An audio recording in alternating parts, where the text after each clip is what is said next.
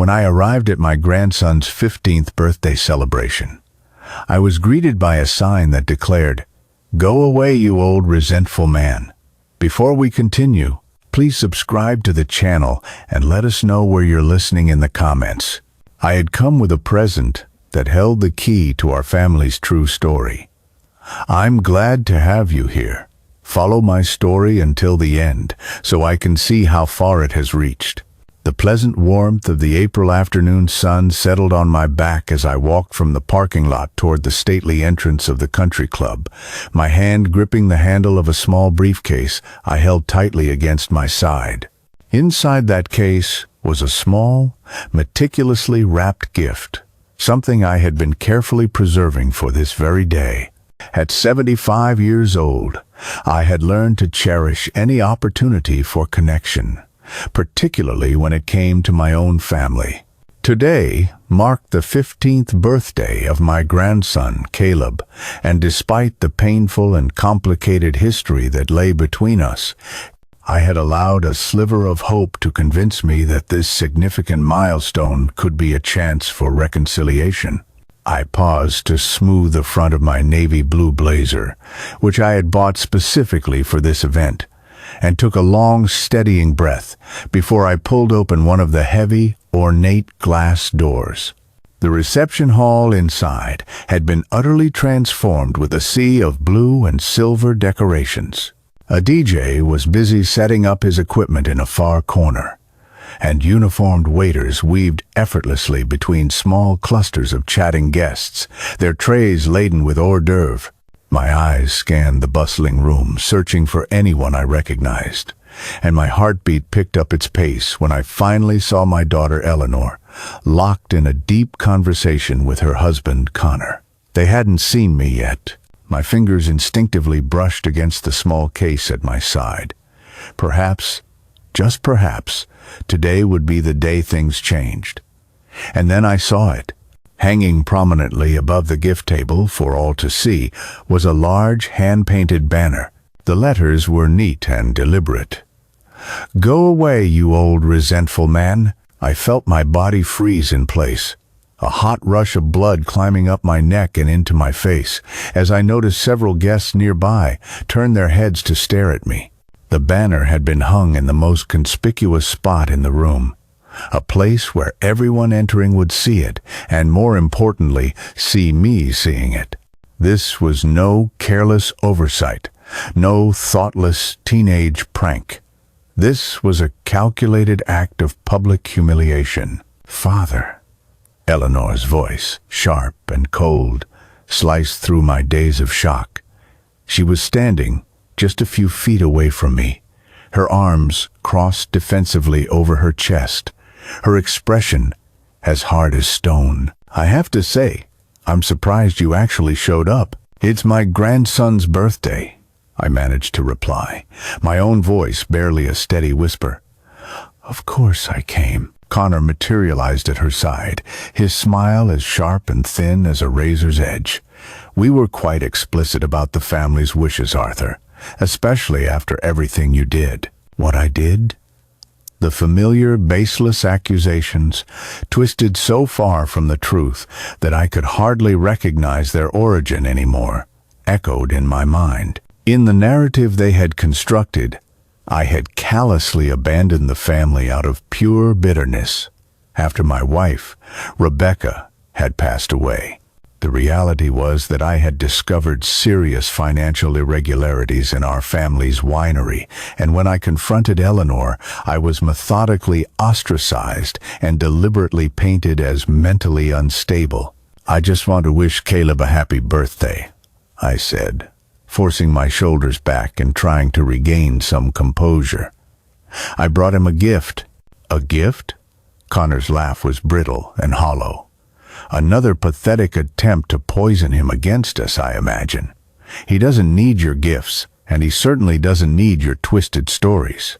I looked past them, my eyes searching the room for my grandson. He was standing on the other side of the hall, surrounded by a group of his friends, looking handsome and older than his 15 years, in a crisp, well-tailored suit. For a brief moment, Our eyes met across the crowded room, and his expression shifted not to one of warmth or recognition, but to something harder, something that looked practiced and rehearsed.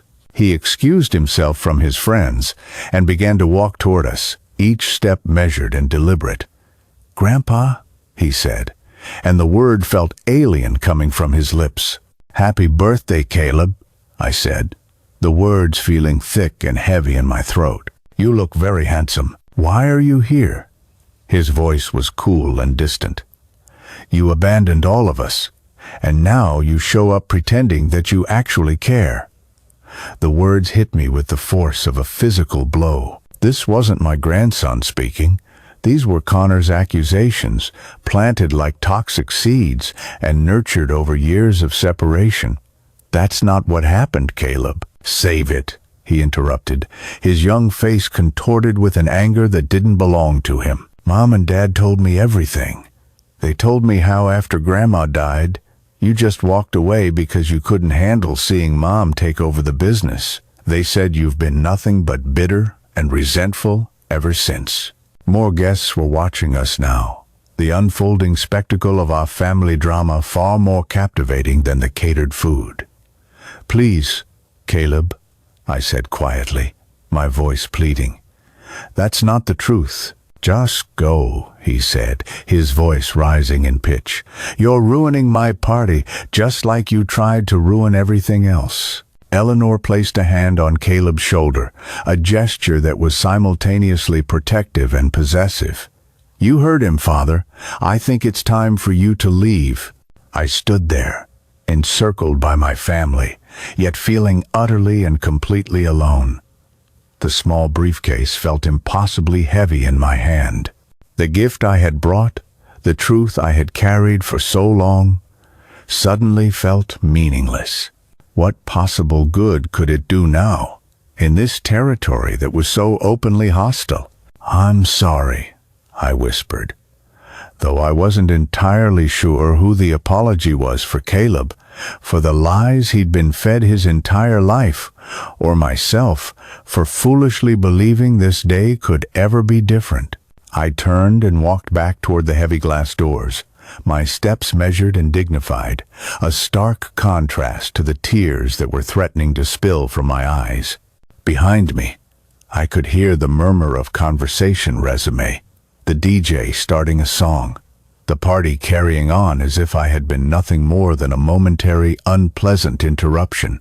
Once I was in my car, my hands were shaking so badly I could barely grip the steering wheel.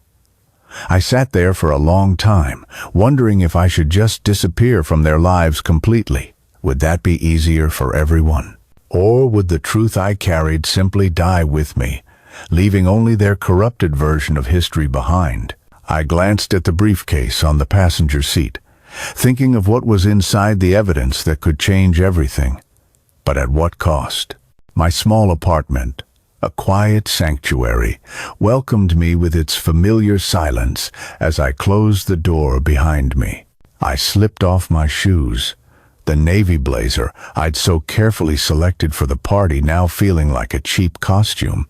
It had been a pathetic attempt to play a part in a family that had long ago written me out of their script.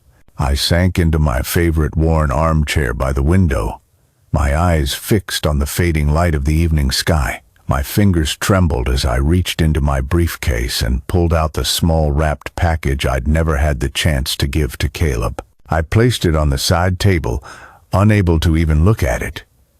"You old, resentful man," I whispered to myself, Connor's cruel words echoing in the empty room. It was astonishing how easily they had twisted everything, turning me into the villain of their own creation.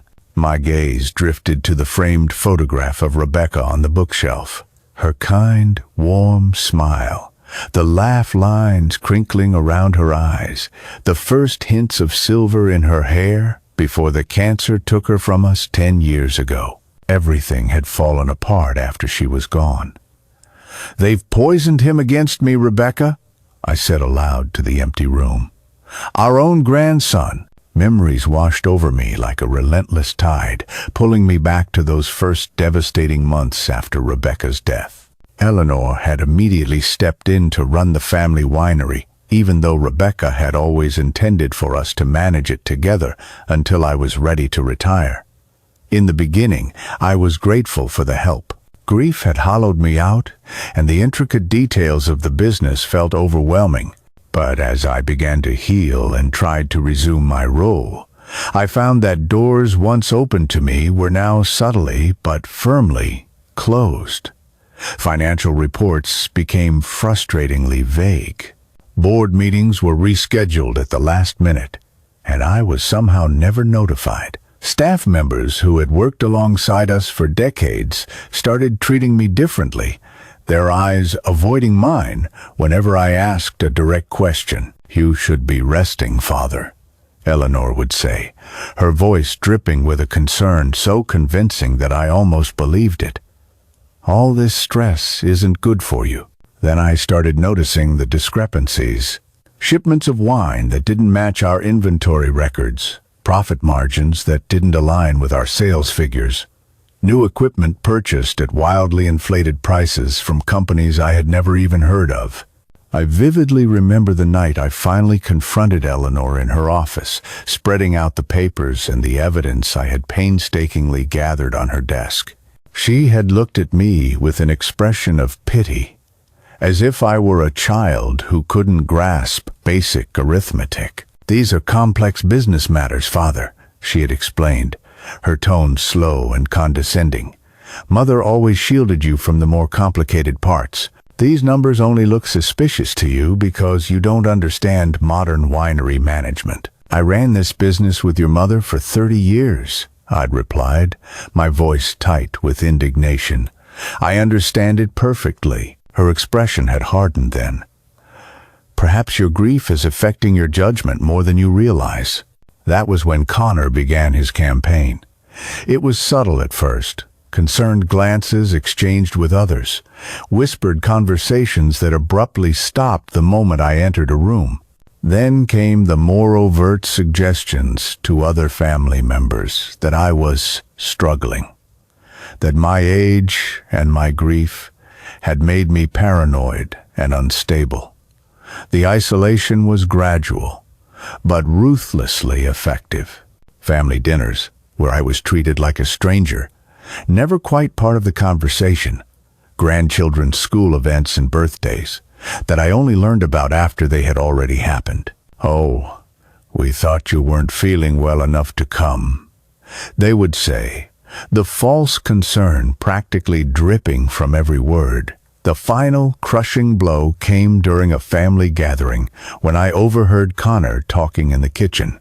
"We're all so worried about Arthur," he'd said to my brother-in-law. "Eleanor had to remove him from the winery's accounts. He was making wild accusations, seeing conspiracy theories everywhere. The doctor says it might be early signs of dementia." There was no doctor. There were no concerns about my mental health, except for the ones they had deliberately fabricated. I confronted them both that night, my anger finally erupting after months of forced restraint. Eleanor had simply shaken her head sadly, as if my emotional outburst was the final proof of their point. "See," Connor had murmured to her, "this is exactly what we've been worried about." I walked away from the winery that night, my dignity the only possession I managed to save. They had taken everything else. My role in the business, Rebecca and I, had built from the ground up, my relationship with my grandson, my reputation within our community. Rather than stay and fight and risk being legally declared incompetent, a threat Eleanor had implied more than once, I retreated. I told myself it was only temporary, that sooner or later the truth would have to come out. I never imagined that temporary would stretch into years of painful estrangement, or that they would construct an entirely new history where I had abandoned them out of pure spite. Tears I didn't know I still had slid down my cheeks as I was pulled back to the present, my silent apartment, a stark testament to how effectively they had isolated me. I wiped them away angrily. I was tired of crying. My gaze fell once more on the small package sitting on the side table. Inside was an envelope containing a letter, Rebecca's last letter to me, and a gold pocket watch that had belonged to my own grandfather. The letter held truths that could shatter the carefully constructed world Eleanor and Connor had built. Truths Rebecca had wanted me to know, but had prayed we would never need to use. Was I wrong to keep this hidden all this time? I asked Rebecca's photograph. Was I wrong to protect her, even after everything she's done? The package on the table seemed to pulse with a dangerous potential. Using it would mean crossing a line I had been unwilling to cross for years. But seeing Caleb today, seeing how they had so thoroughly turned him against me with their poisonous lies, had awakened something fierce and desperate deep inside me. Perhaps it was finally time for the truth, no matter how painful it might be. 3 weeks passed after the disaster of the birthday party. I tried my best to put the humiliation out of my mind, settling back into my quiet, solitary routine. Volunteering at the local library on Tuesdays and Thursdays, tending to the plants on my small apartment balcony, meeting my old friend Bill for coffee on Sunday afternoons. These were simple pleasures that helped fill my days, but could never quite fill the gaping hollow where my family should have been. One afternoon, I was browsing at a local antique shop, a place I had frequented for years, searching for a vintage book to add to my collection. The shop was a comforting maze of forgotten treasures. Furniture with stories etched into its wood, jewelry from bygone eras, and stacks of old photographs capturing strangers' happy moments. I was carefully examining a leather-bound first edition when a voice from behind me sent a jolt through my entire body. "Grandpa!" I turned around slowly, hardly daring to believe my ears. Caleb was standing a few feet away, dressed in jeans and a simple sweater, his dark hair disheveled. He looked so different from the polished, suit-clad boy I had seen at the party. His expression wasn't hostile, but it was cautious. "Caleb," I managed to say, carefully placing the book back on the shelf before my trembling hands could drop it. "What are you doing here?" He shifted his weight from one foot to the other, looking slightly uncomfortable. "School project. We're supposed to find an object that represents our family history and write a report about it."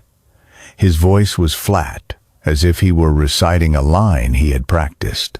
"Mom suggested I check out some antique stores." Of course.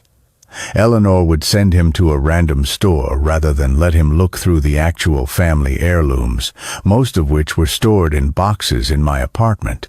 Pieces of our history they had discarded right along with me. "That sounds like a very interesting project," I said carefully, terrified that showing too much enthusiasm might scare him away. He just shrugged. "I guess.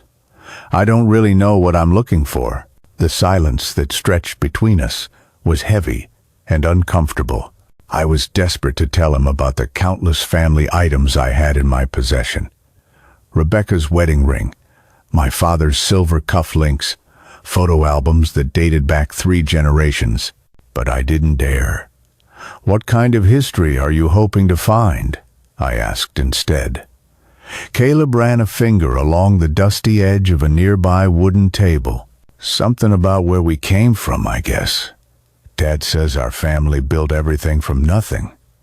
He hesitated for a moment, then glanced up at me. "But some of the old pictures we have at home, they show a lot more than nothing." A tiny flame of hope flickered to life in my chest. He was questioning their narrative, even if it was just a little. "Your great-grandparents came over from Ireland in 1925, I said, keeping my voice calm and even. "They brought very little money with them, but they brought a deep knowledge of distilling and an incredible determination to succeed." Caleb looked at me directly for the first time since he'd arrived. "You know a lot about them." "I do," I said simply. "I have albums, letters, even a few small items they managed to bring with them on the ship." He bit his lower lip, and the conflict was clear on his young face. Dad doesn't talk much about the past. The past can be complicated, I offered, being careful not to sound critical of Eleanor or Connor. Sometimes people find it easier to just focus on the present. He nodded, then glanced at his watch. I should probably go. My friend's mom is picking me up soon. Of course, I said, trying to mask my disappointment. It was very nice seeing you, Caleb. He turned to leave, but then paused at the door. Do you really have things from our family history? Yes, I said, my heart starting to pound in my chest. Photographs, letters, small keepsakes. You're welcome to come and see them sometime, if you'd like. He hesitated for another moment, then pulled out his phone. What's your number? For the project, I mean. My fingers fumbled slightly as I recited my phone number, hardly daring to believe this small opening was actually happening. He typed it into his phone, then gave a short, almost imperceptible nod. I'll think about it, he said, then quickly walked out of the shop. I stood there frozen, afraid to even move, as if any sudden motion might break the fragile spell of what had just occurred. After so many years of silence, a tiny, precarious bridge had just formed between us. That evening, I told Bill about the encounter over a cup of tea in my apartment. The envelope containing Rebecca's letter sat in my desk drawer, a silent, heavy presence, just as it had for years. This could be your chance, Arthur, Bill said, his eyes bright with hope for me. A chance to rebuild something with your grandson, or it could be nothing. I cautioned, trying to temper my own expectations. He might never call. Or worse, he might tell Eleanor and Connor about seeing me, and they'll make absolutely sure it never happens again. Bill set his teacup down firmly on the saucer. Stop that. You can't control what they do, but you can decide how you respond to this opportunity. I have things I could tell him, I said quietly, my mind immediately going to the envelope in my desk. Truths that would change how he sees everything. No, Bill said sharply. That's not how you start. You don't begin rebuilding a relationship with dynamite, Arthur. He was right, of course. The secrets I held were powerful, explosive. Using them to try and win Caleb over would make me no better than Connor and his constant manipulations. Start with the simple things, Bill advised. Family stories, small traditions. Give him the space to form his own opinions about you and about them. I nodded, knowing deep down that he was right. If Caleb did reach out, I would need to tread very, very carefully, building his trust slowly rather than trying to demolish his parents' narrative in one single dramatic revelation. Just then, my phone chimed with a text message from an unknown number. Hi, Grandpa. This is Caleb. Wondering if I could come see those family photos sometime for my project. I showed the message to Bill, my hand shaking slightly. See? He said, squeezing my arm reassuringly. A bridge, small but real. I typed my reply carefully. I'd love that, Caleb. You're welcome anytime. As I pressed send, I glanced toward the desk drawer that held Rebecca's letter. The truth would have its moment, but not yet. First, there needed to be trust. First, there needed to be a relationship that was strong enough to withstand the immense weight of the past. Caleb came to my apartment the following Saturday afternoon. I had spent the entire morning in a state of nervous preparation, carefully arranging old photo albums on the coffee table, baking a batch of his favorite chocolate chip cookies, hoping his tastes hadn't changed, and tidying my already pristine living room for the third time. When the doorbell finally rang, my heart leaped into my throat. He was standing in the hallway, a backpack slung over one shoulder, looking both curious and wary at the same time. Hi, he said simply. Come in, I responded, stepping aside to let him pass. I'm so glad you came. He entered the apartment cautiously, his eyes scanning my small home. I wondered what he saw, a stranger's apartment, or faint echoes of the grandfather he could barely remember. "It's nice," he said finally, setting his backpack on the floor, smaller than I expected. "I don't need much space these days," I replied, leading him toward the living room where the albums were waiting. "Would you like a chocolate chip cookie? I baked them this morning." A flash of recognition crossed his face. "You used to make these when I was little." It wasn't a question, but a sudden, unearthed memory. Every Sunday, I confirmed, with a small smile. "You would sit on a stool at the kitchen counter and help me stir the batter." He nodded slowly, then gestured toward the coffee table. "Are those the family photos?" I sat down beside him on the sofa, making sure to leave a comfortable space between us, and opened the oldest album. "This one starts with your great-great-grandparents in Ireland, long before they ever came to America." For the next hour, we slowly paged through our family's history. There were sepia-toned photographs of stern-faced ancestors standing proudly before a small distillery in County Cork. The actual ship manifest from their long journey across the Atlantic. A faded picture of the first small plot of land they purchased in Kentucky. Caleb took notes occasionally, asking thoughtful and intelligent questions. When we reached the photos of his mother as a young girl, he lingered on the pages, studying Eleanor's childhood face intently. "Mom never shows me old pictures," he said quietly. "I chose my words with great care. Some people find it easier to focus on the future than to dwell on the past. Or maybe they're hiding something," he muttered, almost to himself. I pretended not to hear him, turning to the next page, which showed Rebecca and me standing proudly in front of our expanded distillery, with Eleanor as a teenager standing beside us.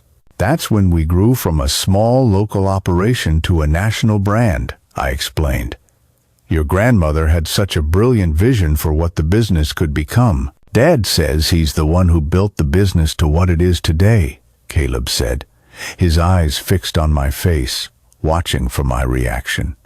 "He said that Grandma Rebecca was too cautious, too old-fashioned." I kept my expression carefully neutral, despite the familiar sting of the words. "Your grandmother was prudent, yes. She believed in sustainable growth, in knowing our craft intimately before expanding. Your father brought in modern approaches that certainly helped the business grow much more quickly. But it was already successful before, wasn't it?" he pressed. "These photos don't look like a struggling business." His perception surprised me. "Yes, it was very successful. Different, but successful." We continued on through the albums until we reached the pictures from Caleb's own early childhood. Photos of him as a toddler, held securely in my arms. Pictures of us making cookies in my kitchen. Of him sitting on Rebecca's shoulders among the towering oak barrels in the aging warehouse. "I don't remember any of this," he whispered, his voice thick with emotion. "You were very young when things changed," I said gently. He looked up from the album, his eyes suddenly direct and piercing. "Why did you leave us?" It was the question I had been both dreading and needing to hear. "I didn't leave you, Caleb. I was pushed away." He frowned. "Mom and Dad said you couldn't stand that Mom was in charge after Grandma died, that you were bitter and always interfering." I took a deep breath, steeling myself. "After your grandmother passed away, I found some very concerning issues with the distillery's finances.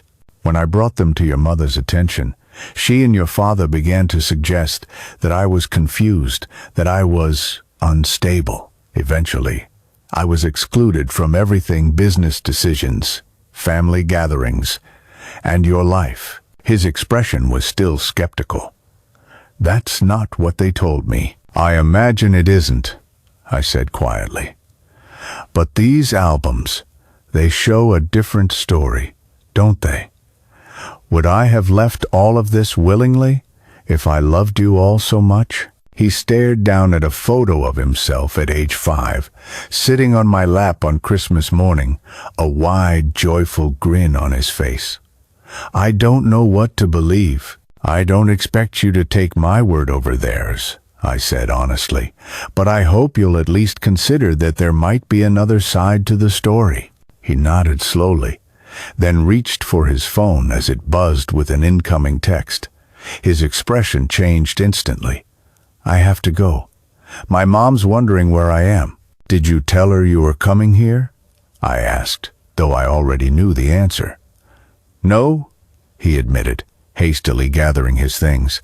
"I said I was at the library working on my project." I helped him pack the notes he'd taken into his backpack, my heart heavy with the knowledge that our time together had been built on a foundation of deception.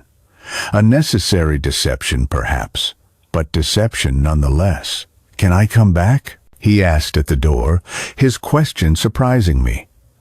"There's still a lot I don't know." "Anytime," I said, fighting back the powerful urge to pull him into a hug. "My door is always open for you." After he left, I sat alone with the albums spread out around me, surrounded by the ghosts of happier times. I had been so careful, sharing memories without casting accusations, letting the photographs tell their own story. But would it be enough to counteract years of a poisonous narrative? My answer came 3 days later, when my doorbell rang urgently at 7:30 the evening. I opened it to find a red-faced Eleanor on my doorstep, with a tearful-looking Connor standing right behind her. "Father," she said, her voice tight with controlled rage, "we need to talk about your manipulation of our son." "I haven't manipulated anyone," I replied calmly, even though my heart was racing. "Caleb came to me for help with a school project about our family's history." "A project?" Connor scoffed. "Is that what you're calling it?" "He came home asking questions about why we don't have any old photos of the distillery, why we never talk about the past." Eleanor stepped closer, lowering her voice to a menacing tone. "Stay away from him. Whatever little game you're playing, it stops now." "It's not a game to want a relationship with my own grandson," I said, meeting her cold gaze without flinching. "And it wasn't a game when you pushed me out of the business your mother and I built from nothing." Her expression hardened. "You're still the same bitter old man, aren't you? Clinging to old grievances, making up conspiracies." For a fleeting moment, I considered walking to my desk, retrieving Rebecca's letter, and ending this entire charade once and for all. But then Caleb's face flashed in my mind. This wasn't the right time. Not yet. "If Caleb doesn't want to see me, I will respect that," I said quietly. "But if he reaches out to me, I will not turn him away." Eleanor's jaw tightened. "We've forbidden him to contact you. If you approach him again, we will take legal action." They left without another word, their threat hanging heavy in the air between us. That night, as I lay awake, replaying the ugly confrontation over and over in my head, my phone lit up with a text message. "They took my phone, but I'm using my friend's. They're so angry about me seeing you. Dad said terrible things. I don't understand why they hate you so much. I need to know the truth. Can we still talk somehow?" I stared at the message, torn between hope and fear. The bridge hadn't collapsed under the pressure. In fact, it had somehow grown stronger. But crossing it now carried very real risks for both of us. For the next 2 weeks, Caleb and I maintained our secret communication. He would borrow his friends' phones to text me, and we arranged to meet at the public library, a place he could legitimately be for his ongoing school project. Each time we met, I brought more photographs, more stories, more pieces of the heritage that had been deliberately kept from him. I remained careful never to speak ill of Eleanor or Connor, allowing Caleb to form his own impressions as the inconsistencies in their narrative became more and more apparent.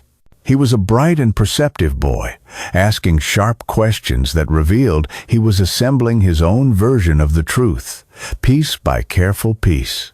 "There's something they're not telling me," he said during our fourth meeting at the library, a clear note of frustration in his voice. "Mom gets so angry whenever I even mention your name. It's not normal." I nodded, maintaining my composure, though my heart ached for his confusion. Family dynamics can be complicated, especially after there's been a conflict. "It's more than that," he insisted.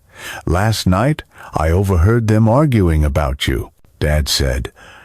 "What if he tells Caleb everything? What does that even mean? What everything?" I felt the immense weight of Rebecca's letter pressing against my conscience.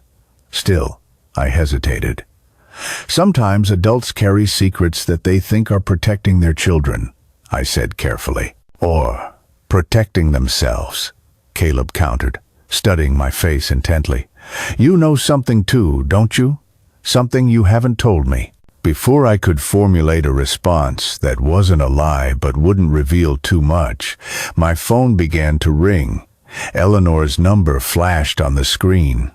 My stomach dropped. "It's your mother," I told Caleb, who went visibly pale. "Don't answer it," he whispered urgently. "Please." But the call was immediately followed by a text message. "We know Caleb is with you. If you don't bring him home immediately, we're calling the police." I showed Caleb the message, watching as fear replaced the defiance in his eyes. "How did they know?" he asked, hastily gathering his things. "They probably tracked your friend's phone," I said, helping him pack the photo albums back into my bag. "It's not fair," he said, his voice cracking. "Why can't I know my own grandfather? Why are they so determined to keep us apart?" The question hung in the air between us, its answer locked away in my desk drawer at home. I made a decision in that moment, one that was perhaps impulsive, perhaps long overdue. "Come home with me for a moment," I said quietly. "Before I take you back, there's something you need to see." 10 minutes later, we were standing in my apartment, the urgency of our situation making the air feel charged and tense. I went directly to my desk, unlocking the small drawer where I had kept Rebecca's final gift safe for so many years. "What's that?" Caleb asked as I removed the small wrapped package. "Something your grandmother wanted you to have someday," I said, my voice steadier than I felt. "I've been keeping it safe until the time was right." I unwrapped the package carefully, revealing an envelope yellowed with age and a small velvet box containing a handsome gold pocket watch. Caleb reached for the watch first, his eyes widening at the intricate engraving on its cover. "It's beautiful," he whispered. "It belonged to my grandfather, then to me, and it was meant for your uncle, my son, Evan. But he passed away before he could receive it." I took a deep breath. "Your grandmother wanted it to go to you when you were old enough." Caleb looked up at me sharply. "I was supposed to have this, but Dad told me all the family heirlooms went missing after Grandma died." "Nothing went missing," I said quietly. "And this is only part of what your grandmother left for you." I handed him the old envelope, watching as he carefully broke the seal and unfolded the letter inside. His hands trembled slightly as he began to read Rebecca's distinctive, elegant handwriting. "My dearest Arthur," he read aloud, his voice faltering. "If you are reading this, it means I have left you alone to face what is coming. I am so sorry for that burden. I have seen the changes in Eleanor these past few years, the ambition that is consuming her, the influence that Connor has over her. I fear that once I am gone, she will try to take everything we have built together." He paused, looking up at me with an expression of pure shock before continuing. "I have secured copies of all the crucial business documents in the safe deposit box you know about.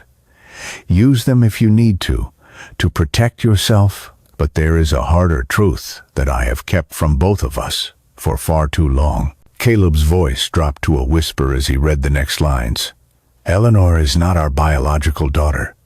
Your brother Mark left her with us when she was just 3 months old as he battled his addictions. We took her in, we loved her as our own, and we never spoke of it again after Mark passed away. No one else knows. I never wanted her to feel unwanted, but I see now that bloodlines matter to her in ways I never anticipated. Perhaps if she knew the truth, she might understand that what matters is the love we give, not the blood we share. Tears were streaming down Caleb's face as he finished the letter. But that means my mom isn't really... She is your mother, I said firmly. And she was our daughter in every single way that matters. Rebecca and I loved her completely. Then why keep this a secret? Why tell me now? I sat down beside him, choosing my words carefully. We kept it a secret because we loved her, and we never wanted her to feel different or less than. I am telling you now, because you deserve to know your true history, and because I can no longer bear to see you manipulated with lies about who I am or why I was forced to leave. Caleb stared at the letter, then at the pocket watch, piecing together the staggering implications with a clarity that was remarkable for someone so young. Mom doesn't know, does she, that she was adopted? I shook my head. Your grandmother and I agreed that we would never tell her unless it was absolutely necessary. We wanted her to feel secure in her identity, in her place in our family. He looked up at me, his expression shifting from one of shock to something much harder to read. And you think this is absolutely necessary now? Telling me something that would completely devastate her if she ever found out? The question struck me like a physical blow. Had I made a terrible mistake? I just want you to understand that the story they've told you about me, about why I left, isn't true, I said, my own certainty wavering under his gaze. I never abandoned this family. I was pushed out because I questioned things I wasn't supposed to question. Before Caleb could respond, his friend's phone, which he had placed on the table, buzzed repeatedly. Eleanor, calling again and again. I have to go, he said, carefully folding the letter and returning it to the envelope. They're going to be furious. Keep the letter and the watch, I told him. They belong to you now. He hesitated for a moment, then slipped both items into his backpack. At the door, he turned back to me, his young face solemn with the immense weight of the secret he now carried. I don't know what to do with this, he admitted. You don't have to do anything, I assured him. The truth doesn't demand action. It just wants to be known. As I watched him walk to my car for the tense drive back to his parents' house, I wondered if I had just made the greatest mistake of my life, or if I had finally set right a wrong that had been allowed to fester for far too many years. The drive to Eleanor and Connor's house was steeped in a heavy silence, the weight of Rebecca's letter hanging palpably in the air between Caleb and me. I pulled the car up to the curb, a sense of dread for the coming confrontation settling deep in my stomach. Do you want me to go in with you? I asked, turning to face him. He clutched his backpack tightly in his lap, the hidden contents now as much of a burden as they were a gift. I think I need to do this myself. Caleb, I said softly, you don't have to tell them about the letter. Not today. Not ever. If you don't want to. He looked at me, his young eyes suddenly looking old with a newfound understanding. Keeping secrets is what broke this family apart in the first place. I don't want to be a part of that anymore. Before I could respond, the front door of the house flew open. Eleanor strode out, her face a storm cloud of fury.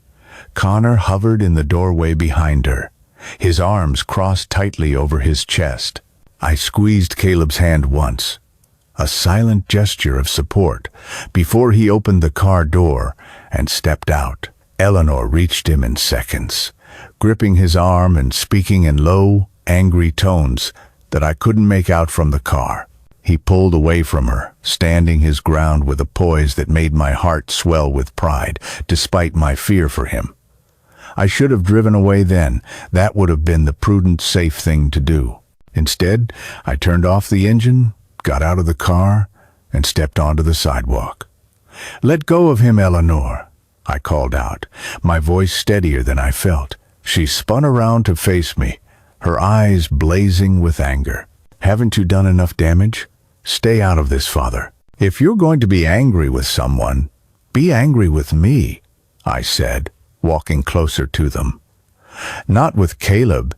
He was only trying to understand his own family." "There's nothing to understand," Connor snapped, joining us on the perfectly manicured lawn. "Except for the fact that you can't seem to accept that you are not wanted here." Caleb looked between all of us, his face hardening with resolve. He unzipped his backpack and pulled out the old yellowed envelope. "I found out why you really hate Grandpa," he said, his voice trembling but determined. "It's not because he abandoned us. It's because he knew things you didn't want him to know." Eleanor's face went pale as she stared at the envelope. "What is that? What have you been telling him?" she demanded, turning her glare back to me. "The truth," I said simply. "Give me that." Eleanor reached for the letter, but Caleb stepped back, holding it out of her reach. "No," he said firmly. "This was written by Grandma Rebecca. It was meant for me." "You had no right," Connor hissed at me, his carefully maintained composure finally cracking.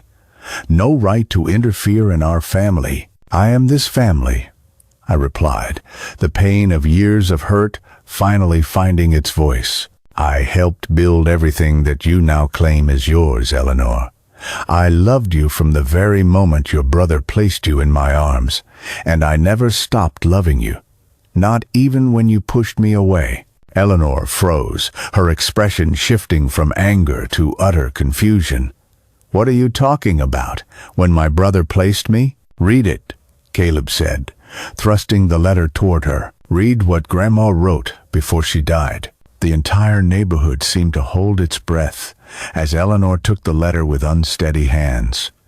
Connor moved closer, reading over her shoulder, his face draining of all color, as the words on the page sank in. "This isn't true," Eleanor whispered, looking up at me, her eyes wide with disbelief. "This can't be true." "It is," I said gently. "Your biological father was my brother, Mark. He loved you very much, but he was too ill to care for you properly. Rebecca and I took you in when you were 3 months old. We became your parents, in every way that matters. Why didn't you tell me?" Her voice cracked, decades of self-assured confidence suddenly stripped away. "We thought we were protecting you," I said. "We wanted you to always feel secure, to never for a moment question your place in our family." "So I'm not even a real member of this family," she said bitterly. "The winery, the family legacy, none of it was ever truly mine." "That's not true." I moved closer, daring to place a hand on her arm. "You were our daughter, Eleanor, our only child after we lost Evan. The winery has always been your birthright, because we chose you, because we loved you." She shook her head, backing away from my touch. Connor snatched the letter from her hands, scanning it again with narrowed, calculating eyes. "This changes nothing," he insisted. "Biological or not, Eleanor built that business into what it is today. Your wife's letter doesn't entitle you to anything." "I never came back for the business," I said quietly. "I came back for my family." Eleanor looked at me then, really looked at me, for the first time in years. "Why reveal this now, after all this time? Was it just to hurt me?" "No," I said, my heart breaking for the raw pain in her eyes. "I kept that secret for over 40 years. I only revealed it because the lies about me, about why I left, had become too destructive. They were poisoning Caleb against me, just as they have poisoned this entire family." Caleb stepped forward, pulling the gold pocket watch from his pocket. "Grandma wanted me to have this. She wanted us to know the truth, not to hurt anyone, but so that we could heal." Eleanor stared at the watch, a flicker of recognition in her eyes. I remember this. You used to wear it on special occasions. It's been in our family for generations, I explained. It was meant to pass to Evan, then to his son. But when we lost him, Rebecca and I decided it would go to your son instead. A single tear slipped down Eleanor's cheek, the first I had seen her shed since she was a young girl. I don't know what to believe anymore. Believe that you were loved, I said simply. By Rebecca, by me, and even by Mark. In his own way. That is the truth that matters most. The weeks that followed were difficult, painful, and profoundly necessary. Eleanor struggled with her identity, with the seismic revelation that the parents she had known her whole life had kept such a significant truth from her. Connor remained defensive, fiercely protective of the life and status he had built alongside her. But Caleb, our Caleb, became the bridge. He moved between our two separate worlds with a wisdom and determination that was far beyond his years, refusing to let the family fracture any further. He was the one who brought Eleanor to my apartment one Sunday afternoon. Her visit was stiff and formal, but it was a start. I'm not ready to forgive everything, she told me with brutal honesty, but Caleb deserves to know his grandfather. It was a small opening, but it was enough. Over the following months, the walls that had stood between us for so long slowly, painfully, began to come down. Eleanor started asking questions about Mark, about her earliest years, painstakingly filling in the blanks of her own history. I shared the photographs I had kept hidden away for so long, telling her the stories I had held close to my heart for decades. Connor remained distant, but even he began to thaw slightly when he saw how important these reconnections were to Caleb.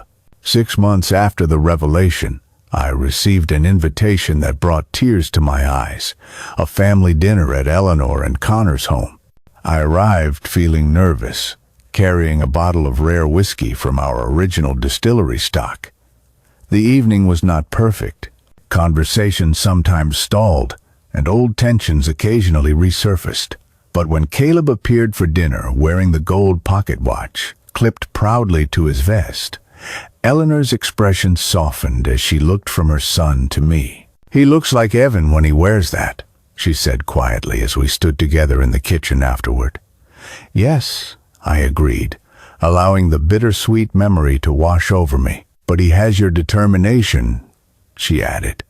I smiled slightly. "And your stubbornness? A family trait," she acknowledged, "biological or not."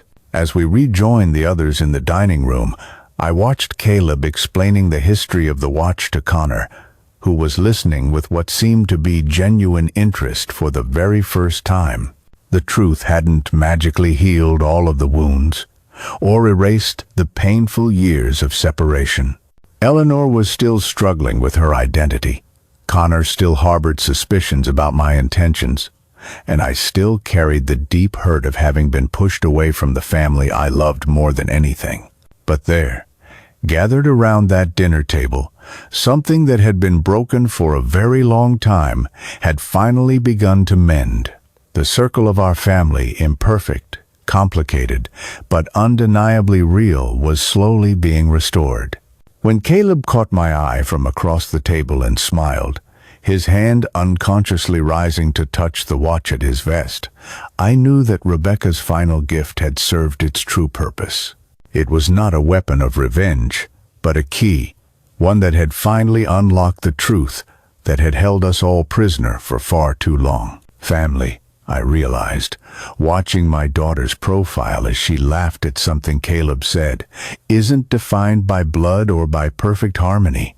It's defined by the choice to keep trying, to keep loving, even when the path back to each other seems impossibly long. And sometimes, that choice alone is enough to find our way home. If you like this story, please like this video, subscribe to the channel, and share your impressions of this story in the comments. To listen to the next story, click on the box on the left. Thank you for watching.